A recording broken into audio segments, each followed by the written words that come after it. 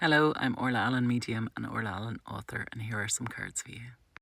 Apologies for not having a reading for you in the last wee while, but I've lost my favourite set of tarot deck. So, I've been trying to find them and I can't. So I've just given up looking for them and they'll come back when they're meant to. So I've chosen this deck for you today. So the first card we have is the Three of Pentacles, and the Three of Pentacles talks about being in a situation which isn't quite ready for you to change it. Now, what I mean by that is when I'm explaining what a three means to my students, I describe a three-legged table. And if you lean on the place where there's no leg, the table will tip over. But if you leave the table sitting there and don't lean on it, it sits there perfectly fine. Now, what this basically means is that this is not the time to make a reaction. This is not a time to share your opinion aggressively. If there's a situation which doesn't feel right for you, and if there's a situation which you want to voice your opinion about, or you want to stand your ground with and say, right, this isn't good enough, this is not the time to do that, especially where finances or abundance are concerned. Now, I do feel like this is for finances with this first card, and we've also got the Six of Pentacles later on, so it's definitely talking about abundance and finances, and I feel like these two are interlocked. So I feel like somebody is either like a bull in a china shop, where they're just focused on what they want to do. They're heading for it, they've got blinkers on, and you kind of want to tell them to stop. You want to say, no, this isn't right. I want you to do it differently. Whatever it is that this person's doing that you want to argue with them about, or you want to put your opinion across about, I don't feel like this is the right time. I feel like if you have words with this person just now, you're going to get a ridiculous reaction back. You won't deserve the reaction you get back. But I also feel like with a three, there's always something else going on behind the scenes. And it feels like you need to give the situation time to fully develop so that you have all the information. So if you look at it from another point of view, say you do speak to this person about whatever the situation is that you're experiencing, where finances or abundance, like the things that you're trying to bring into your life, the good, positive things that you're trying to bring into your life. If you have this discussion with the person now and you two have an argument, there's going to be ill feeling. There's going to be a period where you're not talking, or you're talking but you're not really communicating. And that's going to set the whole thing back. It's going to make the whole situation worse, essentially. Now, I'm not saying that you should let anybody walk all over you. I don't mean that at all. But I just feel like if you give it time, I feel like I want to talk for some of you that it's just going to be as little as a week that you need to wait. But for other people, it might be a little bit longer. I feel like you'll know when the time is right, because the person's attitude and mood will have changed slightly. Because I feel like whatever it is that's going on with them, or whatever it is, whatever information it is that they have, whether it's about themselves and has nothing to do with you, or whether it's about the situation and what you're trying to bring into it, I feel like they need time to work through or process whatever it is that's going on with them before you can have this conversation with them, where it's going to be on a positive and productive setting. So I don't feel like they're hard fast and doing it the way that they're doing it just at the moment. But I feel like there's something going on with them and you need to give the situation time. So by all means, stand up for yourself. By all means, don't listen to what I'm telling you.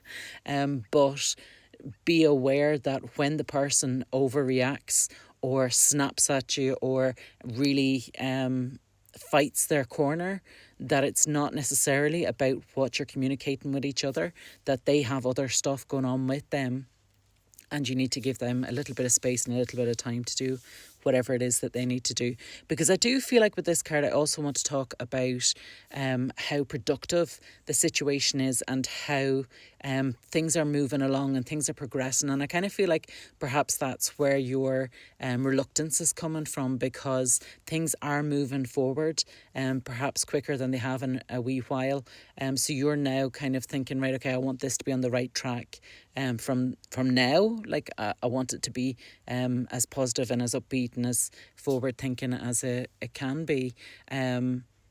But yeah, just bear what I've said in mind, because things are moving forward, and I don't feel like this will be, whatever this situation is, I don't feel like it's going to be a huge detriment. But I feel like this person needs space and they need their time to work through whatever it is. And if it's something that's involving you, they will come to you and they will speak to you and they will explain it to you, or they will turn around to you and say, look, I'm sorry I was that way about it. This is what was going on with me, or this is what's happening. So I don't feel like it's a huge negative, but I feel like in the short term, if you don't react to the situation in the right way, then it could grow arms and legs and hold your project back, or hold whatever it is you're trying to create back.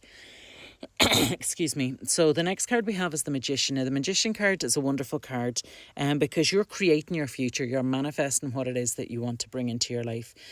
So what I would say to you is, if you take this time just now, when you're looking at the situation that you don't want it to play out the way it's playing out at the moment, sit down and think about how it is that you want it to play out, how you want things to change, and where the compromise can come in.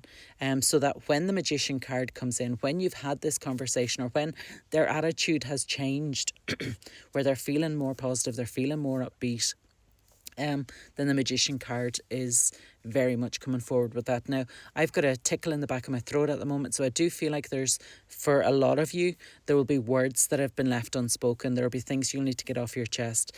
So I feel like whatever that situation is to start with, you will eventually get the opportunity to speak your truth and to be open and honest with the person, and maybe say to them, look, you need to let me know what's going on with you, or we need to communicate better.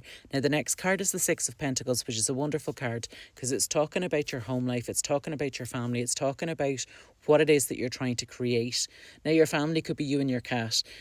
Whatever you want your home unit to be, then this card is talking about where you're creating that future for yourself. So it's great when it comes after the Magician card, because you're manifesting it. This is the dream. This is what we want to create. This is what we want to welcome into our life. Now, don't panic. The final card is the Death card. Now, the Death card doesn't talk about anybody dying. It talks about a situation coming to a close and the change that you're trying to create coming in. So it's talking about where you have manifested your future. You've thought about what it is you've wanted.